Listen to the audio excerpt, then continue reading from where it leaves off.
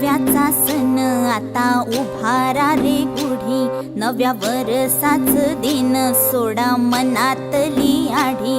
गेलं साली गेली आढी, आता पाडवा